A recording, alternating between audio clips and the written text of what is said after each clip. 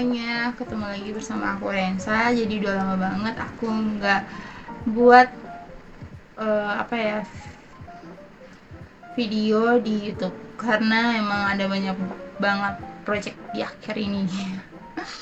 Oke, jadi di hari ini tuh aku mau bahas suatu untuk kalian semua. Jadi pembahasannya sebenarnya udah banyak banget dibahas oleh banyak orang juga, tapi aku ingin bahas aja karena menurut aku ini juga salah satu hal penting yang harus kita tahu gitu kan.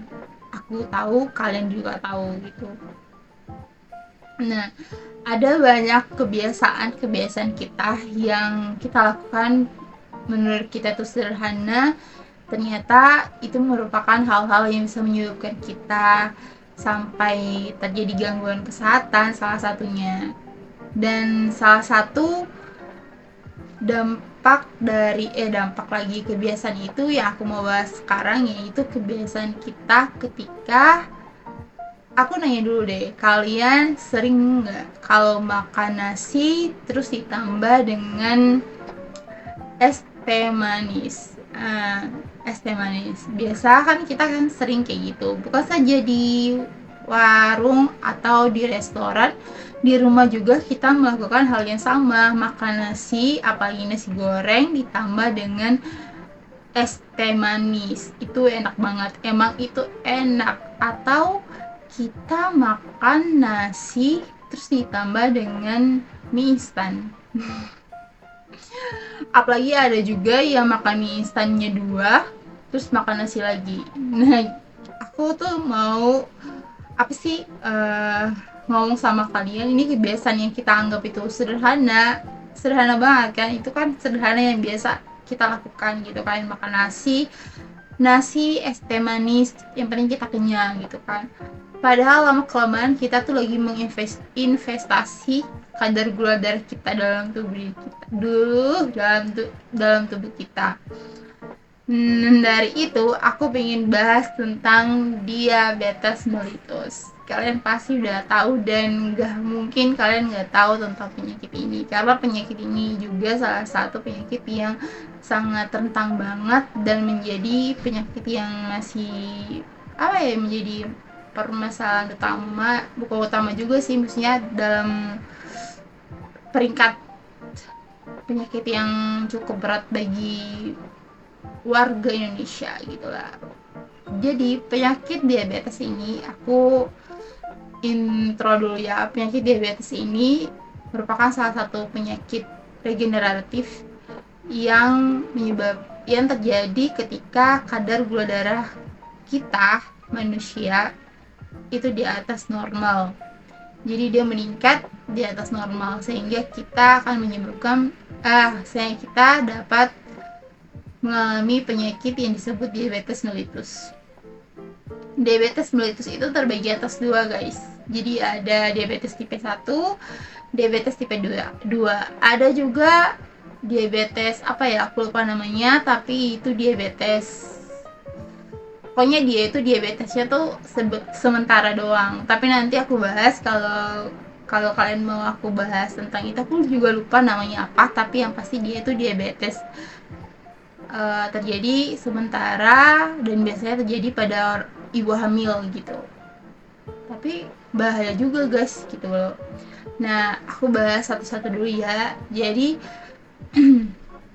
kebiasaan kita yang menginvestasi gula ini akan menyebabkan kita mengalami satu gangguan ini nih, gangguan diabetes mellitus.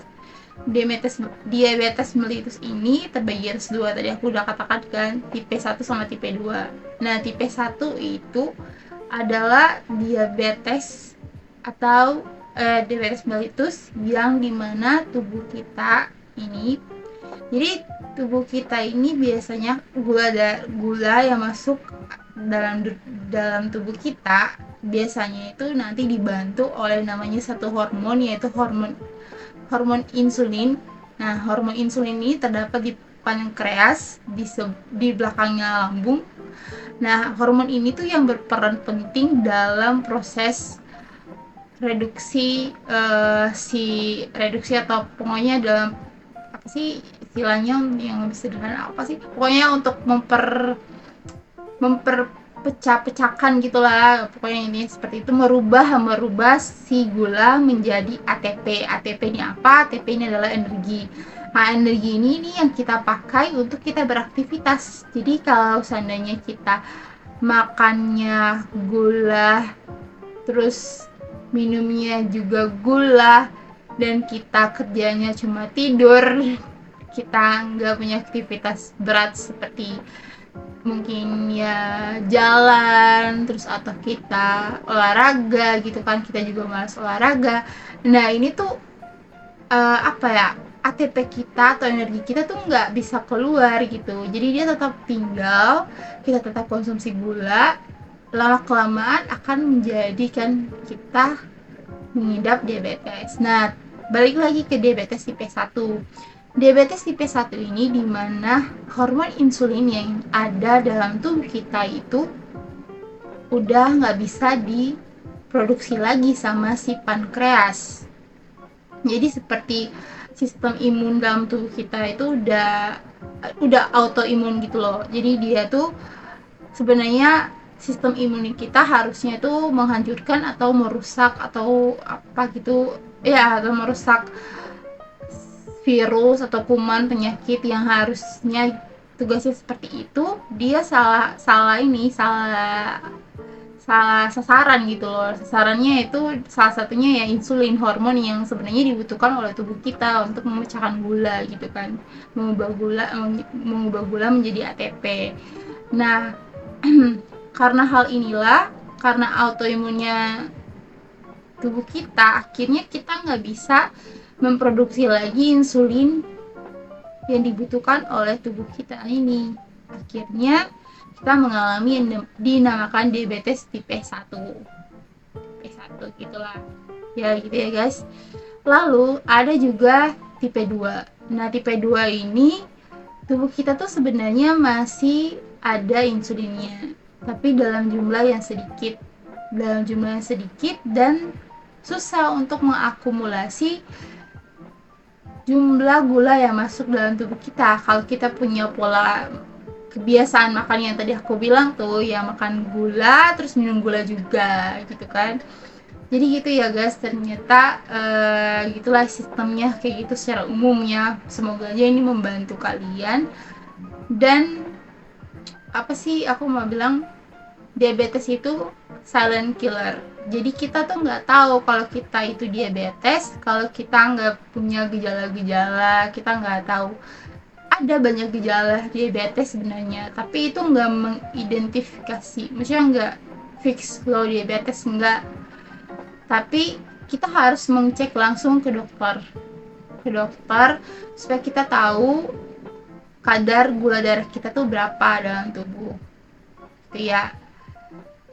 Terus ini cocok banget buat kalian yang di luar sana yang mempunyai ibu orang tua yang sudah lanjut, maksudnya ada umurnya udah di atas 40 atau 50 tahun. Biasanya kan banyak banget terserang diabetes, tapi sekarang banyak juga anak muda yang terserang diabetes karena itu pola hidup kita.